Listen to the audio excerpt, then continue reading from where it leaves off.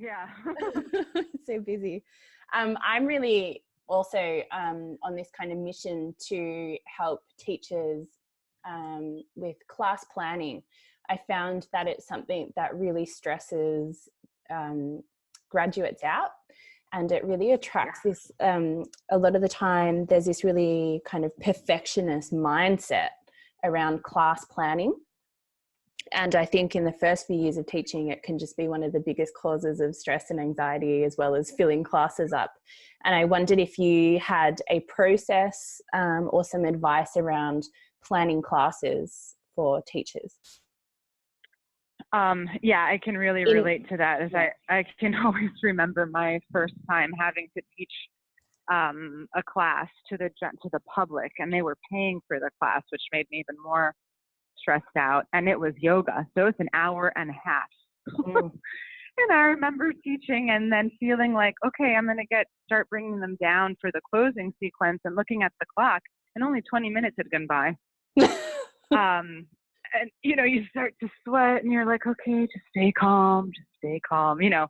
So in the beginning, again, I think the more that you have a self-practice, the more time you've spent going through it, you can just teach your practice, teach your basic practice first. You know, and sorry, car's going by. I had to teach sitting on my hands, so weren't allowed to demonstrate or even gesture with my hands. Right. So it was an exercise as part of the training, you know, and it's like, if you can't cue people into it, and obviously it's a process, right? But it's a good exercise to help ourselves become aware of where we need to focus more, where it's like, oh yeah, I know that exercise, I've done it a million times, but can you articulate it in words so that you can guide someone else to that place without having to show them with your body?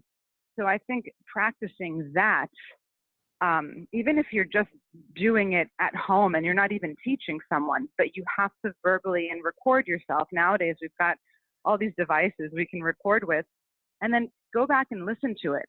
You know, does it make sense? What could you have said differently? You need to hear yourself.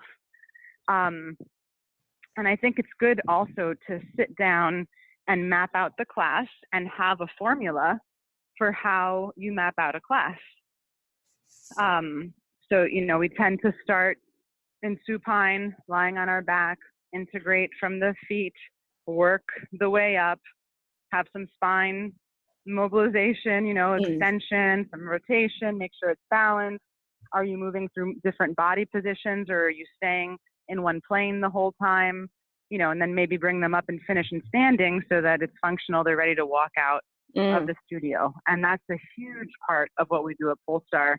Ad nauseum, our students have to use a screen different people, all unique people, and create beginner, intermediate, and advanced workouts for that person, so that you're using critical thinking skills, you're doing problem solving, you have to make sure that you're staying, you know, balanced, that we're not doing a whole hour in the sagittal plane, which is the plane we live in anyway, to really create some new opportunities for movement to move through, right? Pardon the redundance, but we say the distribution of movement is equal to the distribution of forces.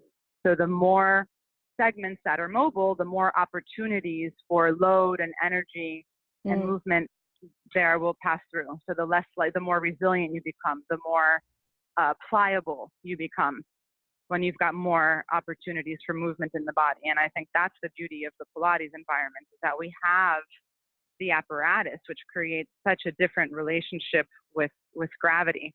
But I mean, it's really a practice. It's a skill that you hone, and also give your, you know, it's like my personal situation is I'll sit down, especially like when I'm going to Pilates anytime, you know, like no pressure.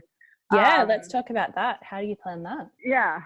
So I'll sit down and I'll, you know, come up with a theme, come up with an idea. What are the objectives around that theme? Why am I doing it? And then what is it going to look like? But then when I'm actually teaching, I don't do most of the things I wrote down. I know. Isn't this the crazy thing? Yeah. And that's okay. Yeah. It's the So beauty of it.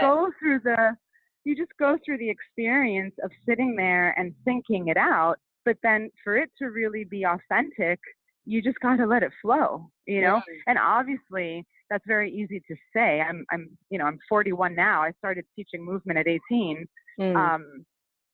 So sure, I've got some practice. I've got some hours of having done that. So it didn't start that way. You know what I mean?